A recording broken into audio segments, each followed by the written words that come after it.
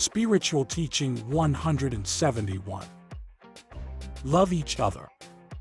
1. The fountain of grace comes to overflow on you, so that you quench your thirst for peace and purify yourselves. 2. I must come to instruct you, because I still see you weak. In this word is the strength that revives the spirit. 3. Do you not see how, when you listen to me, the sorrows move away from your heart? It is that my Father's voice soothes and comforts you. 4. You are still children on the long road of the Spirit, and that is why my charity supports you and my advice guides you. In the path there are thorns, and on their sides there are cliffs. But I teach you not to take false steps, not to let yourselves be overcome by temptation, because you are destined to teach your brothers with the example of your life. With it you will give the best testimony that you listen to the master teacher. 5. Although I think of your spirit, I do not forget your body, a weak creature that needs charity, love, and patience, so that you come to be in harmony with the Spirit and serve your God with an atom of perfection. 6. Take an examination of conscience at the end of each year, since while you live on earth, you will also be under the laws of time. Return your memory to the past. Go through it all. Remember the day when you first heard my word, the time when your spirit sensed that a new age was opening before it and understood also the veil of many mysteries, to let you see clearly the truth of this teaching. Because from that moment you understood the errors and mistakes that you had had in your life, awakening in you the immense desire to serve your God, loving and serving your brothers. You did not hesitate to swear that you would follow me from that moment, without thinking if a moment of weakness or fainting could come that would make you falter. 7.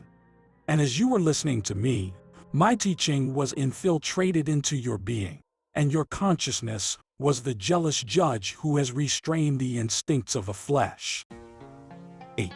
Your conscience has never judged your bad acts without first warning you, making you see what it is to comply with my laws and what it is to contravene them. 9. Thus, guided by consciousness, I let you choose the path. And having decided to seek me and practice good for this path, you have had a tireless and loving master who corrects you with gentleness, who judges you with divine justice, and who loves you as a most perfect Father. 10. Even so, you have not yet reached the degree of spirituality that you must have to spread my teaching. 11. When you make your own the pains, sorrows, and also joys of your brothers, you will have taken a firm step in the path. As long as you judge those who have less skill than you and consider yourself superior to others, instead of being humble of heart, you will still be far from being my disciples. Didn't you see me nailed to the cross, forgiving humanity?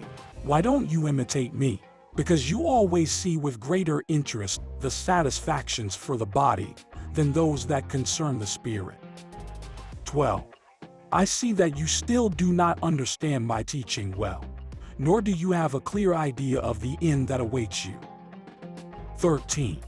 I do not want any of my children to be lost in the unfathomable abyss of darkness. I want you to keep climbing one by one the rungs of the scale of spiritual perfection. 14. Now, make an examination of your whole life and your actions in the light of your conscience, so that you know if you have advanced or if you have remained stagnant. There are those who must put an end to their debauchery. I assure you that in the middle of the sacrifice that means for the body to restrain it in its passions, you will feel the desire to serve me and love your brothers. At that moment repentance will arise, and crying will leave freshness and rest in the heart, and purity in the spirit. 15. I have not asked you, and I will not ask you for an absolute consecration to my service, because the obligations that you have contracted in the world also claims you. But even within that fulfillment, I want you to manifest what you have learned from me. 16. Watch and pray for those who suffer hunger, disease, or misery, that I will watch over you, analyze my word. Analyzing it, you will be with me in continuous communication. 17. Contemplate with your spirit the scale that rises before you to the infinite, as a luminous path that invites your spirit to reach the bosom of a Father, bosom of ineffable peace and joy. 18. I found you lost as castaways without a compass, as lost pilgrims in the desert.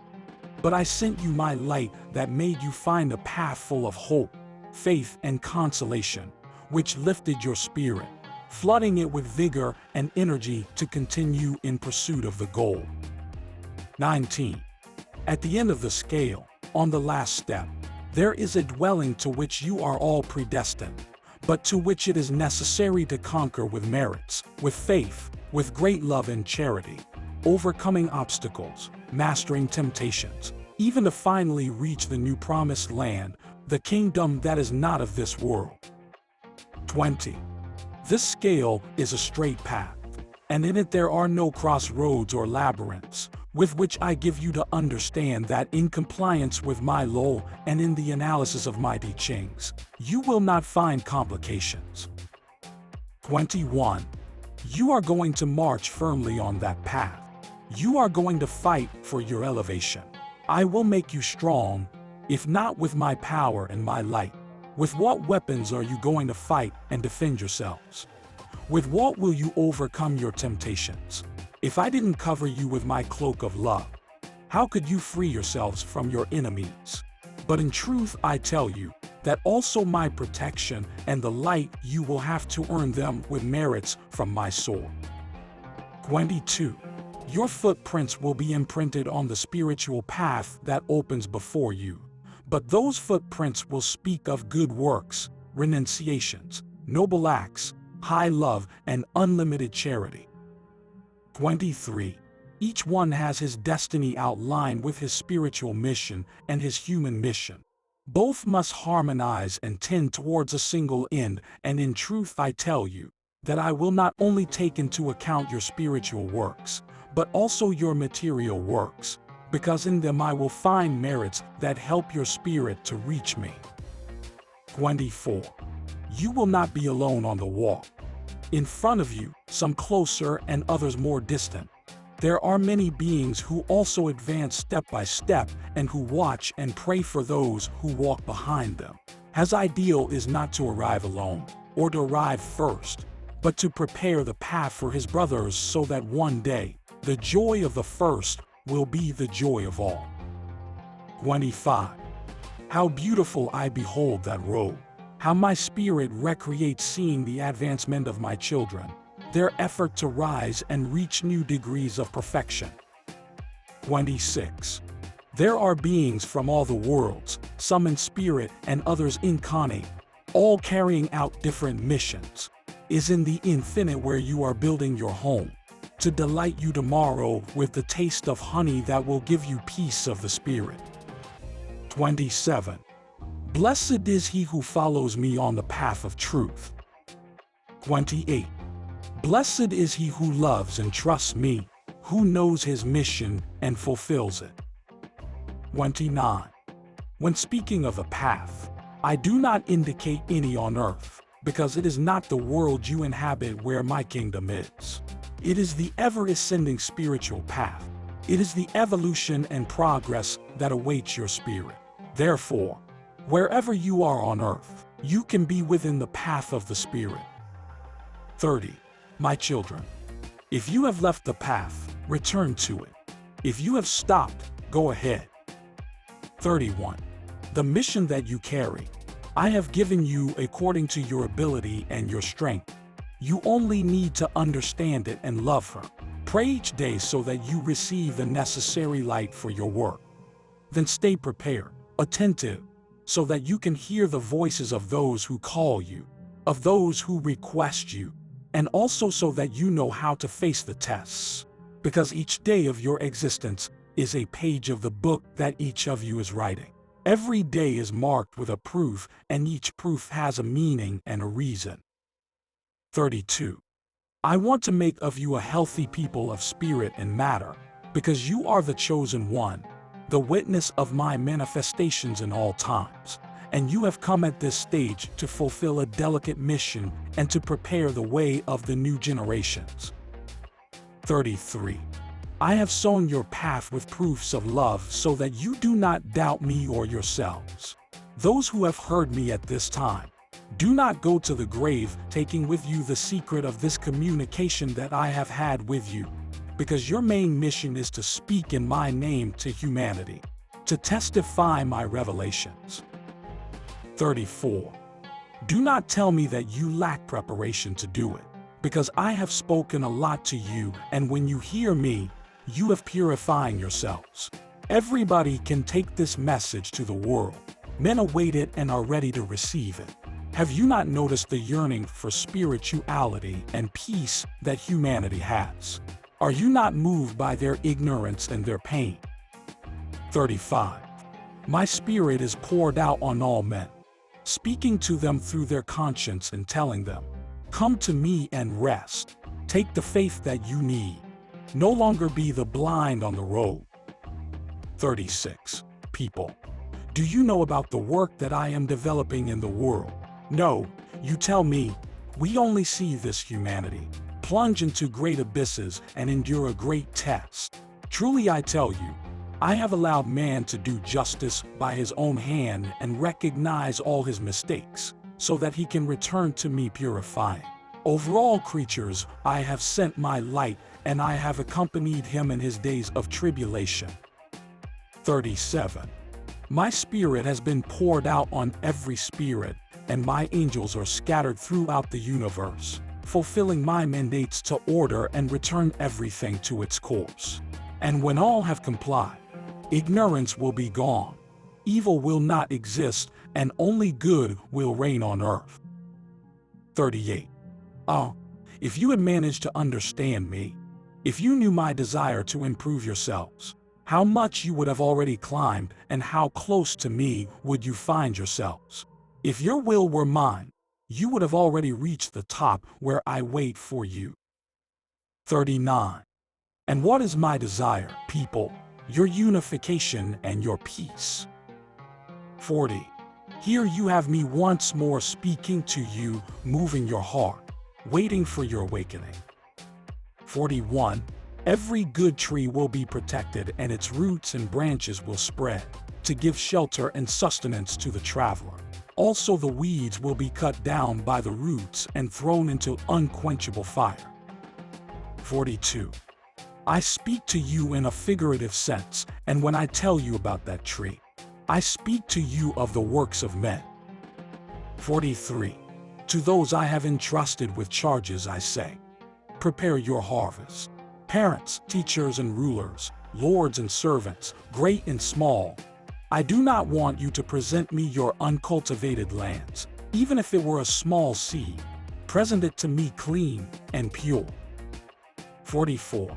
Come to me, knock, and it will be open to you. But come rejoicing, satisfied with your work, so that you may feel great, similar to me. 45. Truly I tell you, that if there were 1,000 understandings prepared, for the 1,000 at the same time I would communicate. 46. I am giving you my teaching, since for the first time I communicated through my daughter Dami and Oviedo, by whose understanding I have made known to you my will. Since then, my wisdom has flowed through these spokespersons, wisdom that you must treasure in your heart like a precious jewel, because in it there is love. 47. I want that just as I have taught and guided you, you teach your brothers. 48. You are the witnesses of what I have said at this time, so that you may speak of these lessons tomorrow to your brothers, when my word is no longer with you. Then, remembering these manifestations, you will explain to those who ask you, how did the master communicate, and how did the spokesperson work? Because after 1950, men will interrogate and interested in your testimonies. They will look for the books where my word has been printed, and there they will find my presence and my essence. And looking for imperfections, they will not find them, because those books will not pass the imperfections of those through whom I communicated. 49. Those writings will kindle the light of true faith in hearts. They will show sinners the way of regeneration and will bring forth new disciples, new soldiers, many of whom will show more faith and love than many of those who listen to me at this time. 50. Prepare yourselves, so that your testimonies are clean and true. I shed my light on all men. 51. Blessed is the heart that is ready, for it will feel my presence. 52. People, it is my will that in this third era all understanding, all hearts and all spirits reach this spiritual knowledge. 53. The book of wisdom is open for all to become my disciples. 54. Guard with great zeal the teaching that I am showing you. 55. You are my humble family to whom I have entrusted an inheritance, to whom I have come to reveal how much my will has been. 56. You do not know the heavenly abode and you continue to wander in the desert. But I have come to unify you in my love, and do not forget that my Father's love awaits you. I am preparing the way, so that you can get to rest from the hard day. But now I tell you that on that path there are more thorns than flowers. You who have known the ways of life and in it have acquired temper and strength, you will have nothing to surprise yourself. 57. You are my disciples at this time. You are trying to understand my revelation, and at the same time you are surprised at advances in science. Rejoice that you have witnessed all these wonders, because you have not only known the fruits of human intelligence, but you have also attained spiritual knowledge to a high degree of evolution. 58. How many men of science, considered wise, deny the spiritual life, while you understand what they have not? It is up to you to make known at this time one more step towards the light. 59. I contemplate the desire of men who yearn to reach me. I have told you. I have prepared the road so that everyone experience the infinite joy of finding me. Those of you who have taken a step towards regeneration, towards spirituality, you feel your spirit overflowing with joy. 60. I want to prepare these crowds before my departure in 1950. 61. In the second era, I prepared 12 men, and they spread my teaching throughout the known world at that time. 12 men were enough to cement my law of love. I told them that again it would be me among humanity. Here is my word fulfilled. When the Master comes in spirit, followed by his spiritual hosts. 62. This is the time of the liberation of the spirit, age of light and evolution. You will contemplate the seed that I come to leave in the spirits, and that seed will be the testimony of my coming among men in this third era in which I have manifested since the year 1884. 63. You who are listening to me are my disciples of this time, who came to me without knowing in what way you were. 64. I want my new disciples to be the sowers of peace in this world. 65. You do not know how much your spirit reaches in its evolution for these moments that you steal from the world to dedicate them to the teacher. In truth, I reserve surprises for you when you come to me. 66. Delicate is the mission that I have entrusted to you, but the cross of sacrifice is not heavy. Nothing obliges you to comply with these teachings, since you are endowed with free will. But above that freedom that you have to think, to live and to act, a light shines that is that of the conscience, which advises you what to do and teaches you to distinguish good from evil. That light is me, who am inside and outside of you, that I accompany you the same in joy as in pain, the same when you walk for a good way, than when you run into the abyss. Wherever I am, because I am the divine heart that beats throughout the universe. 67. I do not want any more restitution or pain for you. I want that just as the stars embellish the sky. The spirits of all my children come with your light, to illuminate my kingdom and to fill my Father's heart with joy. 68. Know how to prepare yourselves to receive the messenger of love, who is Mary, the mother who descends to console the heart of her Son. 69. God's most tender love for his creatures has no form. However, in the second area it took the shape of a woman in Mary, the mother of Jesus. 70. Understand that Mary has always existed, since her essence, her love, her tenderness, they have always been in the divine. 71. About Mary. How many theories and confusion have men forged about her motherhood, her conception, and her purity. How much they have blasphemed. 72. The day they truly understand that purity, they will say to themselves, "It would be better for us not to have been born." Tears of fire will burn your spirit. Then Mary will envelop them in her grace. The divine mother will protect them with her mantle, and the Father will forgive them, saying with infinite love, "Watch and pray that I forgive you, and in you I forgive, and I bless the world." 73. I do not come looking for the harvest in your hands, because I know that you present them to me empty.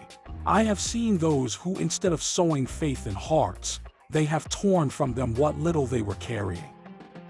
73. I do not come looking for the harvest in your hands, because I know that you present them to me empty. I have seen those who, instead of sowing faith in hearts, they have torn from them what little they were carrying. 74. I have filled you with gifts, so that you can impart charity, and it is not fair that you should come to me in need imploring my help. 75. When your brothers came to ask for your help, did you listen to them and take care of them? Your consciousness tells you that on many occasions you have remained deaf and indifferent, and that is not the doctrine that I taught you in Jesus. 76. My gaze reads your heart. My word judges you, and you do not know how to shudder. While I judge you, I teach you. I love you, and I forgive you. I forgive those who hear me, and I forgive humanity. 77. Sometimes I contemplate you undecided, fearing to go ahead, fearing the stumbling blocks of a road, fearing even of my light, because you think you are blinded by its reflection. So how do you want to be strong and reject pain? Let the light of my spirit fill your being, and you will understand many revelations, and your weakness will depart. Do not be confused if the same God judges you, loves you, and also touches you. Do not be surprised that from the heart of the Father arises the most severe judgment, as well as the sweetest intercession for his children. But do not challenge my justice, already carrying in your spirit my light, because when it makes itself feel inexorable in your life, it will come to seem to you that I have denied you my forgiveness, that I have stopped loving you, that I have crossed the limit of justice, to show myself cruel and unjust. In your confusion, you could not understand that no one picks up a pain that they have not sown before. 78. If you understood my doctrine, you would feel my love, and then you would see my presence in your life, avoiding trips and falls, rising tenderly if your ingratitude or folly that made you fall. Other times you would see me slowing down, overwhelming of your faults in order to move your heart to deep reflections, because my love and my forgiveness are infinite. 79. Until now, only rough men with a simple heart, those of medium knowledge, have come to know my work. In all times, these have been the first to come before me to listen to me. But now they will also come sages, philosophers, and men of science.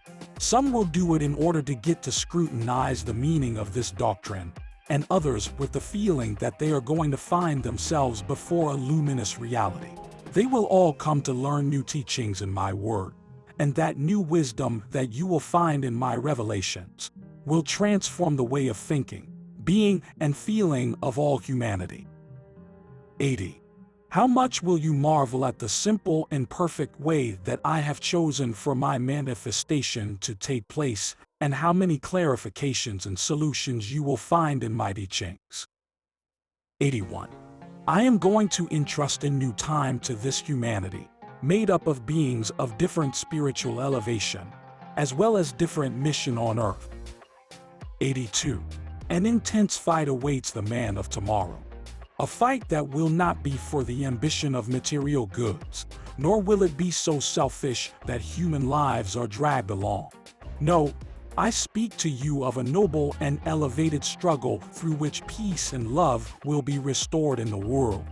I tell you about work, effort, and sacrifice for the sake of your improvement, both moral and material, as well as your salvation and spiritual advancement. 83. On foundations of true knowledge, love, and justice, the men of tomorrow will build a world of peace and light. A new world in the moral, in the spiritual, intellectual, and scientific will emerge from the rubble of the past, with which the life of the peoples will be completely transformed. 84. Here, where the good has been fought so much, where the sacred has been profaned so much, where it has been rejected, everything that is just and lawful, the law of love will be established. The current valley of tears will be transformed into a valley of peace, because the goodwill of man to persevere in the law will have its just compensation when they recover that supreme gift of the Spirit that is peace. 85. When the life of man develops in an environment of peace, his science will be greater, his inspiration higher than it has ever been before. 86. How can the men of today be inspired in the middle of a stale world, where so many thoughts of hatred, evil, and materialism, forming a kind of curtain which prevents his spirit from being able to contemplate the truth of the eternal? 87.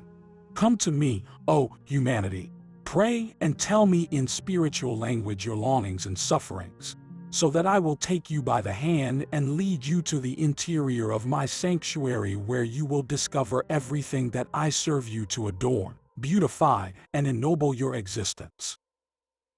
My peace be with you.